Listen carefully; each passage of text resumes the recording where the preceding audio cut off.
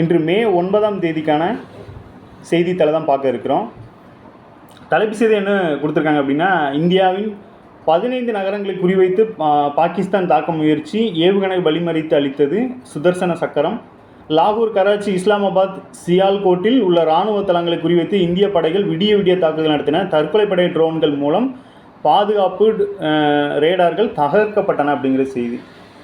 So India Pakistan அந்த சண்டையை தான் வந்து இதை தலைப்பு செய்தியை கொடுத்துருக்காங்க. இந்த பக்கம் பார்த்தீங்கன்னா இதில் வந்து மெயினாக அந்த சுதர்சன சக்கரம்ங்கிறது எதை சொல்கிறாங்க அப்படின்னா, இந்தியாவோட அந்த S-400 அப்படிங்கிற அந்த வானிலேயே இடைமறித்து தாக்கக்கூடிய அந்த இதை தான் சொல்லியிருக்காங்க. ஸோ அந்த இந்தியாவோட முக்கியமான ஆயுதங்கள் அதுவும் ஒன்று. S-400 அப்படிங்கிறது எதிரி நாட்டோட விமானங்களோ ட்ரோன்களோ வரும்போது அதை வந்து வானிலேயே இடைமறித்து தாக்கக்கூடியது. 30 கிலோமீட்டர் டிஸ்டன்ஸ் வரைக்குமே அது போய் அங்கேயே வானிலே வச்சு அடிச்சிடும் அப்படிங்கிறது தான் அந்த சுதர்சன சக்கரம் கொடுத்துருக்காங்க. ஸோ ஏன் சுதர்சன சக்கரம் அப்படின்னா, இந்த திருமாலோட கையில் இருக்கிற அந்த சக்கரத்தை மீன் பண்ணி தான். ஸோ அது எப்படி எதிரிகளை அழிக்குமோ அதே போன்று இந்த S-400 எதிரிகளை அடிச்சிடும் அப்படிங்கிற மாதிரி தான். ஆபரேஷன் சிந்தூர் முடியவில்லை, 3 பாகிஸ்தான் போர் விமானங்களை சுட்டு வீழ்த்தியது இந்தியா, இருளில் மூழ்கிய மாநிலங்கள் அப்படிங்கிற மாதிரி.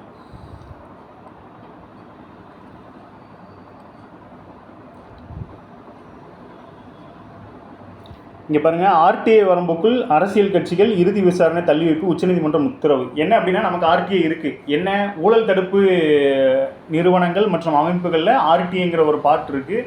ஸோ அது வந்து அந்த RTI அப்படிங்கிறது 2005 வந்திருக்கும். அதுக்கு வந்து மத்திய அளவிலையும் மாநில அளவிலையும் ஒரு அமைப்பு இருக்குது. அதற்கு தலைவர்கள் இருக்காங்க, உறுப்பினர்கள் இருக்காங்க. இது சார்ந்த கேள்விகளும் நமக்கு வந்துட்டு இருக்கு. இந்த நிலைமையில் என்ன சொல்லியிருக்காங்க அப்படின்னா, அரசியல் கட்சிகளையும் இதுக்குள்ளே கொண்டு வாங்க அப்படிங்கிற விஷயத்தை சொல்லியிருக்காங்க. இதில் வந்து அரசியல் கட்சிகள் கருப்பு பணத்தை பயன்படுத்துவதை தடுக்கவும், வெளிப்படைத்தன்மையை உறுதிப்படுத்தவும் தகவல் அறியும் உரிமை சட்டம் வரம்புக்குள் தேசிய கட்சிகள் மற்றும் மாநில கட்சிகளை கொண்டு வர கோரி 2015 மற்றும் 2019 ஆண்டுகளில் ஜனநாயக சீர்திருத்த சங்கம் அப்படிங்கிற ஒரு தொண்டு நிறுவனம் வந்து மனு தாக்கல் செஞ்சாங்க. ஸோ இதில் வந்து தேர்தல் கருப்பு பணம் பயன்படுவதால் அரசியல் கட்சிகள் வெளிப்படைத்தன்மையுடன் செயல்பட அரசியல் கட்சிகளை RTI வரம்புக்குள் கொண்டு வர தேர்தல் ஆணையத்துக்கு உத்தரவிட கோரி இந்த மனுவில் உச்சநீதிமன்றம் தாக்கல் செய்தது. ஸோ தேர்தல் ஆணையத்திட்ட இதை விட்டுட்டாங்க இந்த உச்சநீதிமன்றம். ஸோ அதன்படி தான் இந்த பதில் அளிச்சிருக்காங்க. இந்த நிலைமையில் இது என்ன ஆகிருக்கு அப்படின்னா, அரசியல் கட்சிகள் இறுதி விசாரணை தள்ளி வைப்பு, டேட்டை வந்து தள்ளி வச்சுருக்காங்க. அவ்வளோதான், இன்னும் வந்து இறுதி விசாரணை கொடுக்கல, தள்ளி வச்சுருக்காங்க.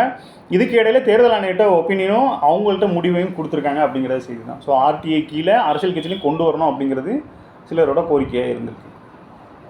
இது வந்து ஊழலுக்கு எதிரான அமைப்பு, கிட்டத்தட்ட இது வெளிப்படைத்தன்மையை உறுதிப்படுத்துது அப்படிங்கிறதுனால நமக்கும் அது சார்ந்த கேள்விகள் வருது.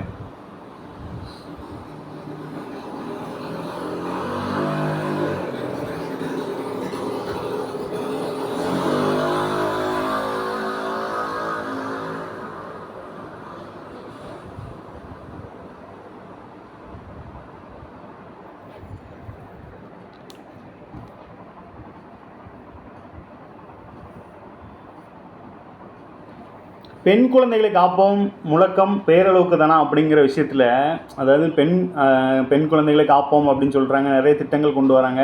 ஆனால் அது பேரளவுக்கு தான் இருக்கா?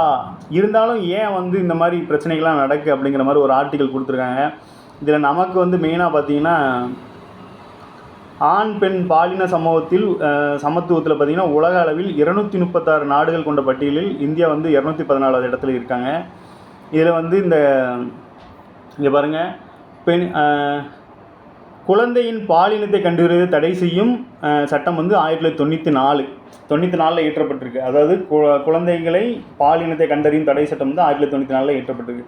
ஏன் அப்படின்னா, இந்த குழந்தையோட பாலினத்தை தெரிஞ்சுக்கிட்டு ஆண் குழந்தை அப்படிங்கிற மோகத்தில் வந்து பெண் குழந்தைகளை இது பண்ணுறதுனால இந்த சட்டம் வந்து வந்துருச்சு. இதுக்கப்புறம் பார்த்தீங்க அப்படின்னா, இந்த ஆண் பெண் ஈக்குவாலிட்டி அப்படிங்கிற மாதிரி நிறைய குழந்தைகள் பிறக்க ஆரம்பிச்சிது அப்படிங்கிற மாதிரி பார்க்கலாம். ஸோ இந்த சட்டம் வந்து நமக்கு முக்கியமானது. குழந்தையின் பாலினத்தை கண்டறிவதை தடை செய்யும் சட்டம் 1994 இயற்றப்பட்டது அப்படிங்கிறது முக்கியமானது. ஸோ இதுக்கு போக பாருங்கள், கல்வியை ஊக்கப்படுத்த மத்திய அரசு சார்பில் பெண் குழந்தைகளை பாதுகாப்போம், பெண் குழந்தைகளை கற்பிப்போம், பேடி பச்சாவோ பேடி பதாவோ அப்படின்னு ஒரு திட்டம் இருக்குது. ஸோ அதை தான் பெண் குழந்தைகளை கல்வியை காப்போம், பெண் குழந்தைகளுக்கு கற்பிப்போம். அது போக செல்வ மகள் சேமிப்பு திட்டம்னு ஒன்று இருக்குது.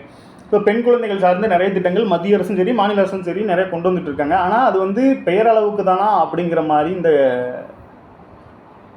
ஆர்டிக்கல் வந்து கொஸ்டின் மார்க் பண்ணியிருக்காங்க. ஸோ இதில் நம்ம எக்ஸாம் பாயிண்ட் ஆஃப் வியூவில் பார்த்தோம் அப்படின்னா திட்டங்கள் அப்புறம் இந்த சட்டங்கள் என்ன சொல்லியிருக்கு அப்படிங்கிறது தான் நம்ம பார்க்கணும். ஸோ அதில் அதன்படி ஒரு 2 டேட்டா தான் அதில் கிடச்சிருக்கு. சென்னையில் வந்து 2வது நாளாக போர் பாதுகாப்பு ஒத்திகை. ஸோ போர் நடந்துட்டு இருக்கிறதுனால எல்லா முக்கிய தலைநகரங்கள் மற்றும் முக்கிய நிறுவனங்களோட சுற்றி வந்து பாதுகாப்பு ஒத்திகை நடந்துட்டுருக்கு. ஸோ போர்க்காலங்களில் என்ன பண்ணணும் அப்படின்னு ஸ்கூல் புக்லேயே இந்த போர்க்காலங்களில் என்ன பண்ணணும் அப்படிங்கிற மாதிரி பேரிடர் காலங்கள் போர்க்காலங்கள்லாம் என்ன பண்ணணும்னு சொல்லி நிறைய கொடுத்துருப்பாங்க. இந்த வகையில் நம்ம சென்னையிலையும் முக்கியமான ஒரு அலர்ட் நடந்திருக்கு. ஸோ அதுலேயும் விழிப்புணர்வோட மக்கள் இருக்கணும் அப்படிங்கிறது தான் சொல்ல வந்திருக்காங்க.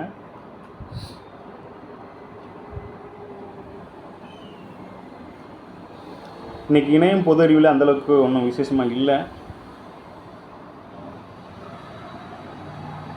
ஸோ 12th ரிசல்ட் வந்திருக்கிறதுனால அது சார்ந்த செய்திகளை நிறைய கொடுத்துருக்காங்க. இந்த ஆர்டிஇ திட்டம் அப்படிங்கிறது ரைட் டு எஜுகேஷன் தான். ஸோ அதோட நிலுவைத் தொகையான 617 கோடியை வழங்க வேணும்னு மத்திய அரசுக்கு வந்து மாநில கல்வித்துறை அமைச்சர் வந்து ரெக்வெஸ்ட் கொடுத்துருக்காங்க. இங்கே சிபிஎஸ்சி ஐசிஎஸ் பள்ளிகளில் 25% இடஒதுக்கீடு கோரி வழக்கு அப்படிங்கிற மாதிரி.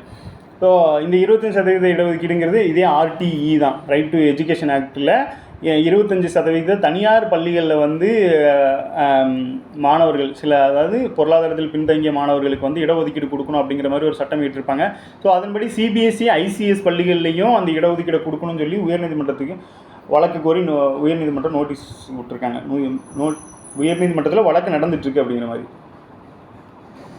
இங்கே பாருங்கள், போப் ஆண்டவர் ஒருத்தர் தேர்வு பண்ணியிருக்காங்க. இவர் வந்து அமெரிக்காவை சேர்ந்த முதல் போப் அப்படிங்கிற மாதிரி சொல்லியிருக்காங்க. 267வது போப்பை தேர்வு செய்தனர். முதல் முறையாக அமெரிக்காவை சேர்ந்த கார்டினல் ராபர்ட் பெர்வோஸ்ட் அப்படிங்கிற ஒரு புதிய போப்பாக தேர்வு பெற்றிருக்கார். இவர் பேர் இனிமேல் பார்த்தீங்கன்னா 14ஆம் லியோ என அழைக்கப்படுவாராம். 14ஆம் லியோ. இவர் வந்து அமெரிக்காவை சேர்ந்த முதல் போப் அப்படிங்கிறவர் இவர் தான். ஸோ போர் பற்றின ஹைலைட்டான விஷயங்கள் தான் நிறைய கொடுத்துருக்காங்க.